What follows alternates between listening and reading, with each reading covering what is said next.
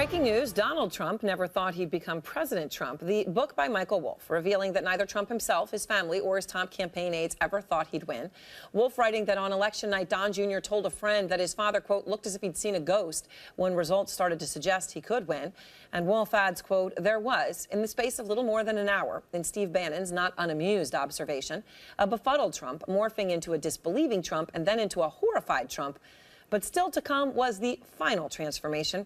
Suddenly, Donald Trump became a man who believed that he deserved to be and was wholly capable of being the President of the United States. My guests are back with me. Also joining us, the former ethics lawyer for President George W. Bush, Richard Painter. David Gergen, you know, this obviously is counter to what the president says, but consistent with what any of us who were texting and talking to anybody who was with Trump that night knows. They had no clue that he was going to win and were as shocked as anybody else. The night of the election, though, I thought these words were interesting. According to Steve Bannon, David Gergen, he was befuddled, disbelieving, horrified, and then completely sure he was the guy. Well, once again, it is important that we haven't heard from Steve Bannon contradicted any of these quotes that have been attributed to him. So we have to assume that this is what he said. Given that, I think it's very consistent with what we saw with Melania Trump on the day of the inauguration. She did not look like a happy woman.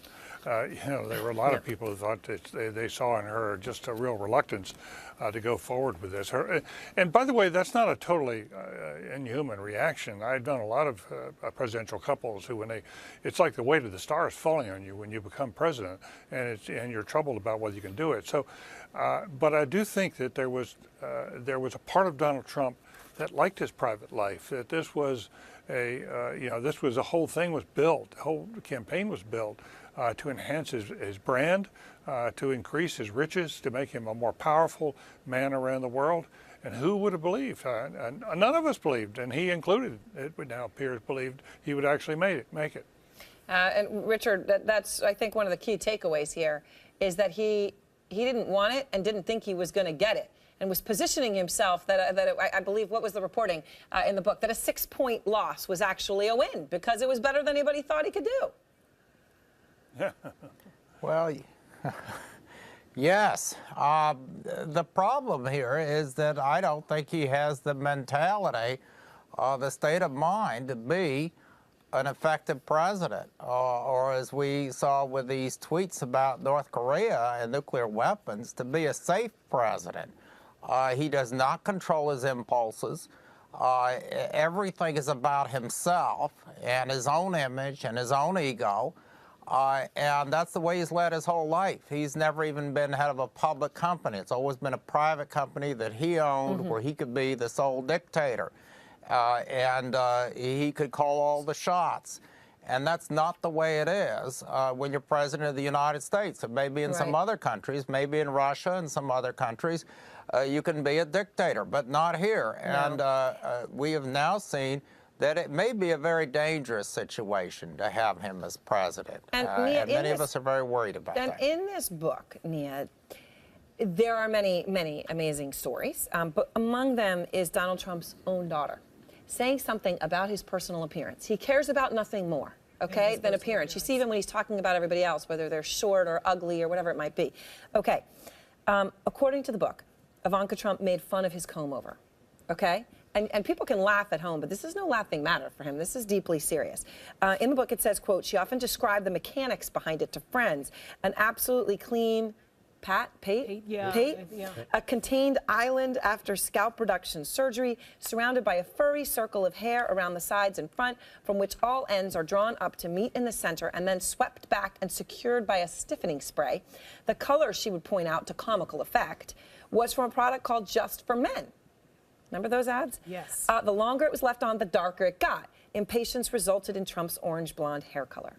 This is his daughter, and comically playing it up, explaining the whole thing. It's deeply humiliating from anyone. Yeah. His own daughter, that precious girl that she is to him. Yeah, yeah. And for him to read this, to see that his daughter is making fun of him, something that is really important to him, as you say, appearance. And of course, you know, sometimes we all make fun of our parents in ways if they do funny things. But here, something so central to him, what he looks like, and we know he is sensitive, particularly about about his hair, which, when you see it in person, is this kind of odd halo of hair around his head there. And so, yeah, I mean, we talk about Donald Trump obviously as a political figure, as president, but here I thought about him as a dad and as a human, and how hurtful it might be for him to read this coming from his daughter. Who, deeply hurtful, Tim, from someone who values loyalty so much, but also the one person to whom he has seemed to be loyal. Right. Yes, and is her. And it's sort of his favorite child in yes, some ways. his favorite child. And no one has ever said that Donald Trump has a sense of humor,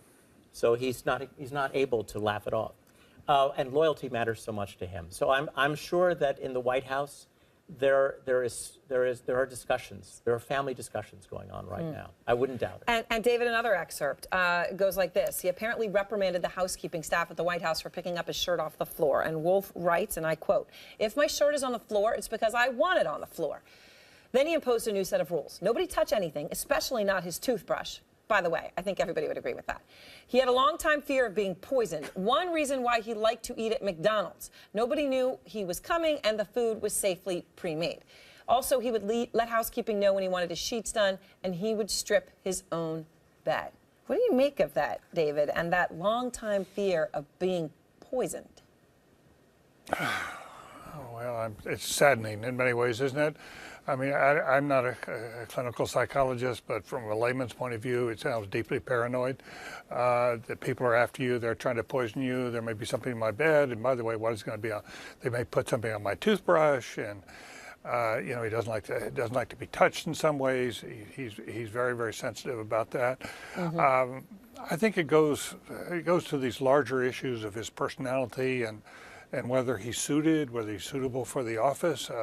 You know, I do think we need to have a serious national discussion about this, because I do think in a major institution, a board would act. And by the way, I think the Republican Party bears some responsibility here. You know, he's there.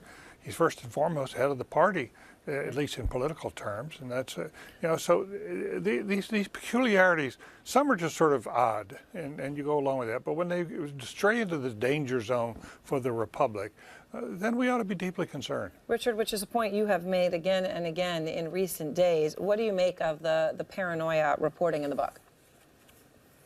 Well, I think that just reinforces what we've already known about President Trump from his tweets and public statements. He's very paranoid. He is paranoid about Robert Mueller and the investigation. He is paranoid about the press and thinks the press is out to get him. This is a very dangerous situation where you have a man with as much power as the President of the United States who is paranoid and who could seek to use that power in very destructive ways, at least with respect to the press and going after political enemies, putting political enemies in jail and so forth. You have judges and others who could stop him.